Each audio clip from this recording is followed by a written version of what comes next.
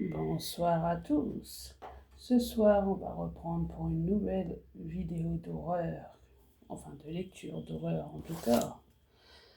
Avant de continuer, n'oubliez pas, avant de plus avoir le courage de le faire, de vous abonner et de laisser un pouce bleu.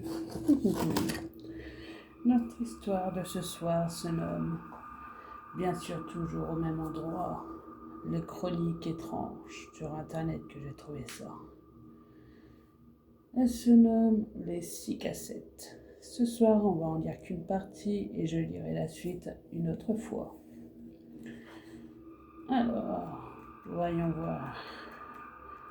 La première partie se nomme Cassette numéro 1. Et bon, voilà. Je crois que ça enregistre. On m'a dit que de parler normalement, comme si j'avais quelqu'un en face de moi. Alors, bonjour. Je m'appelle Marc Delambre. J'ai 28 ans.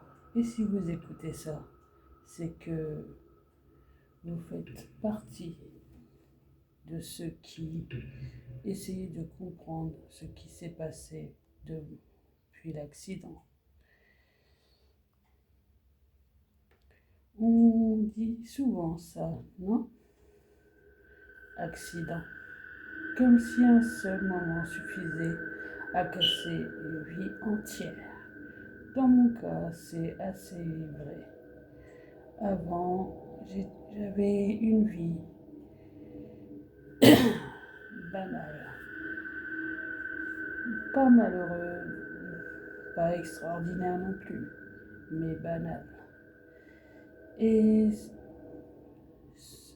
récemment, je me suis rendu compte à quel point tout ce qui nous paraît banal nous manque et prend de la valeur une fois qu'on n'est plus là. Enfin bon, ce n'est pas le sujet. Je bosse comme un responsable logistique dans une boîte de pièces automobiles. Ironique, hein? Je passe mes journées à optimiser des trajets, des fluides et des camions. À dire d'autres choses comme éviter des retards, des embouteillages, le stress de la route. Et puis il y avait Élise. Élise, c'était ma femme. On était ensemble depuis 10 ans. On avait nos engueulades, nos silences, comme tout le monde. Mais on s'aimait. On avait nos rituels, café du matin dans une petite cuisine, la série qu'on regardait en mangeant, les vacances qu'on planifiait toujours au dernier moment. Je vous raconte ça parce que j'ai l'impression que plus le temps passe, plus ces détails s'effacent ou se mélangent et ça m'angoisse. Je ne veux pas les perdre. Alors autant les poser quelque part. Bref, le soir de l'accident, rien n'avait vraiment du mal à commencer. C'était un vendredi. J'avais quitté le boulot un peu plus tard que d'habitude.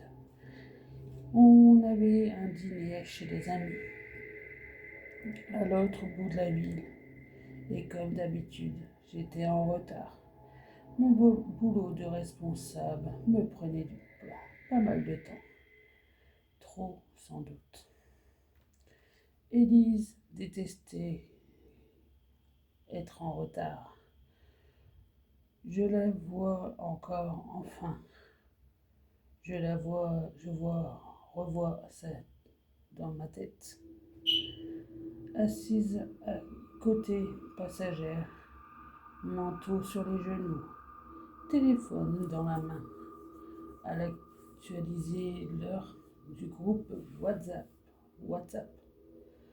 toutes les 2 minutes. On va arriver. Je peux leur dire qu'on va arriver. Je le répétais, mais ça n'empêchait pas de souffler. Vous savez les petits soupirs que nos petits amis qui veulent clairement dire c'est pas grave et c'est complètement de ta faute en même temps. Et ce soir-là, il y avait aussi Emma, ma grande sœur. Elle avait insisté pour venir avec nous au dîner. Disait qu'on sortait jamais assez tous les trois. On s'entendait super bien avec Élise. Elle était assise derrière, à faire défiler les messages sur son téléphone, à commenter la météo et l'heure comme d'habitude. Il pleuvait. Ce n'était même pas une averse violente. Non, plutôt une pluie fine, celle qui recouvre le pare-brise en voile et l'oblige à mettre les essuie-glaces en vitesse intermédiaire. On roule sur la départementale avec ses grandes lignes droites bordées d'arbres, des phares de voitures en face qui éclairent la route humide. Je me souviens de la radio, cette chanson restée gravée dans ma tête. C'était notre préféré. Et moi qui essayais de plaisanter pour détendre l'atmosphère. Je me rappelle plus ce que j'ai dit, par contre. Je me souviens juste du ton d'Élise quand elle m'a répondu. Tu pourrais au moins regarder la route. Ce que je faisais, sauf à ce moment précis. Mon téléphone a vibré dans mon porte-gobelet. Il a suffi d'un réflexe idiot qu'on fait tous. J'ai baissé les yeux une seconde pour voir le nom qui s'affichait. Et dans cette seconde-là, quelque chose s'est trouvé là où il ne devait pas être. Je ne sais même pas ce que c'était au final. Un animal, un vélo, une voiture qui déborde. Ça va trop vite. Quand ça arrive, on croit qu'on va pouvoir corriger. Quand le cerveau va réaliser le à temps, je me rappelle le volant qui m'échappe des mains, la voiture qui tire vers la droite, le bruit sec du choc, la ceinture qui serre la poitrine, tout le monde qui bascule en diagonale. Et plus rien, noir. Pas ce noir quand on ferme les yeux, non, un noir sans profondeur. La dernière chose que j'ai vue ce jour-là, ce n'est même pas le visage de ma femme et que j'ai épousé. C'est ce foutu téléphone. La suite, ce que je ne connais que parce que l'on me l'a raconté. On m'a dit que les pompiers sont arrivés vite, qu'on nous a désincarcérés, qui m'ont sorti par le pare-brise ou la portière. Je ne sais rien. Kellys n'a pas survécu à cause de moi. Je n'ai pas vu son corps. Je n'ai pas vu la voiture après le choc. Je n'ai pas vu la route. Le gyrophare. Rien. Au moins Emma s'en est miraculeusement bien sortie. Quelques confusions. Rien de grave. Contusion, pardon. C'est comme ça qu'elle me l'a formulé. Rien de grave. Je le sais car c'était la première personne que j'ai vue en ouvrant les yeux. Et c'est après que j'ai commencé les choses étranges et support. Parce que je me suis réveillée chez moi après mon séjour à l'hôpital. Depuis quelques jours que j'ai d'ailleurs passé juste un clignement de paupières. Je suis passée de la nuit sous la pluie à la chambre. Le matin, je me suis réveillée dans mon lit, sur son côté, avec cette impression que quelqu'un avait posé un bloc de béton sur ma poitrine. Tout était flou, comme quand on sort d'une anesthésie générale. Mais j'avais une certitude d'être chez moi. Il faut dire que le choc était plutôt violent, de ce que les médecins m'ont dit.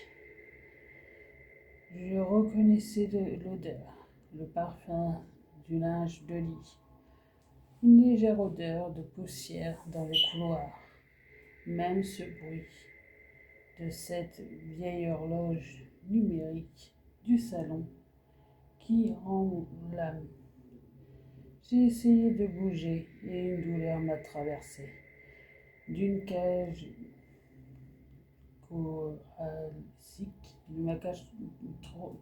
merle, comme un coup de poignard. J'ai gémi, je crois. Une seconde après, j'ai entendu des pas précipités dans le couloir qui se trouvait à droite de mon lit. Marc, la vache, t'es réveillé? Ne bouge surtout pas. T'es enfin de retour, t'inquiète pas. C'était la voix de ma sœur. Elle me paraissait si nette, sûrement parce que la dernière chose que j'ai entendue, ce sont des acouphènes. Les premiers jours, c'était surtout ça. Je me réveillais, j'avais mal partout. Chacun venait ouvrir la porte de ma chambre. Ma sœur me disait de ne pas bouger, de me reposer. On ouvrait les volets le matin. Je distinguais la lumière entrer. Les ombres bougeaient sur les murs, des formes d'arbres, des branches. Tout avait l'air banal, jusqu'au moment où ça n'était plus. Mais ça, je vous le raconterai après. Si je fais cet enregistrement, c'est pour tout mettre dans l'ordre, pour vous mettre à quel point, au début, tout paraissait normal. Je n'avais aucune idée à ce moment-là ce que le cauchemar faisait que commencer. Clic.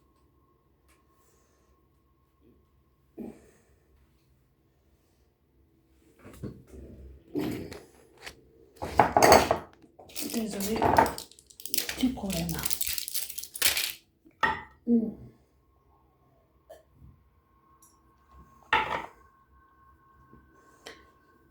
pour aujourd'hui, c'est fini. Si vous avez encore le courage, n'oubliez pas de vous abonner, de laisser un pouce bleu. Et si vous y arrivez, passez une excellente nuit. Je ferai bientôt une vidéo sur les prochaines cassettes, puisqu'il y en a 6. À bientôt. Là, c'était la première cassette. Et faites de beaux rêves. Enfin, si vous en êtes capable.